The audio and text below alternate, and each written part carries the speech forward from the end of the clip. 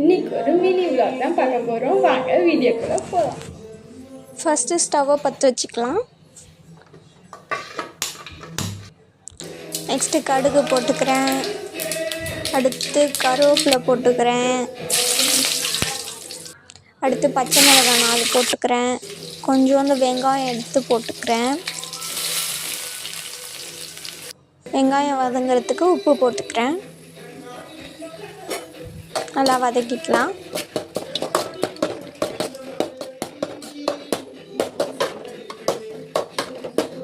இப்போ இஞ்சி பூண்டு போட்டுக்கலாம். இஞ்சி பூண்டு பேஸ்ட் இல்லாதனால நான் இடித்து போட்டுக்கிட்டேன். பண்ணி வச்சுருக்க தக்காளி எடுத்து போட்டுக்கிறேன். தக்காளி போட்டு நல்லா வதக்கிக்கிறேன்.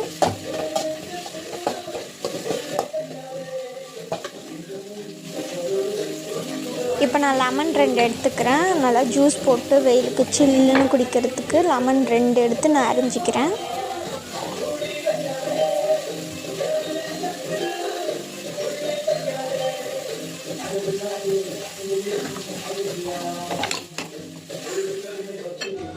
இப்போ அந்த அரிஞ்சு வச்சது புழிஞ்சிக்கலாம். புழிஞ்சு அதில் இருக்க ஜூஸ்லாம் எடுத்துக்கிறேன்.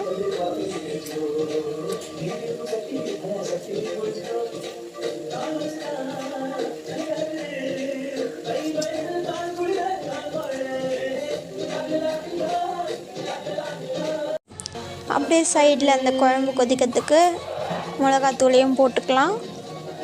நான் 2 ஸ்பூன் மிளகாத்தூள் போட்டிருக்கேன். உங்களுக்கு தேவையான அளவுக்கு நீங்கள் போட்டுக்கலாம்.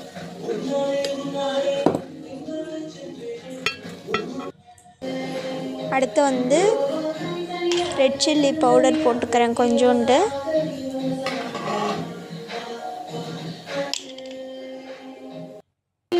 நெக்ஸ்ட்டு தேவையான அளவுக்கு சால்ட்டு போட்டுக்கிறேன்.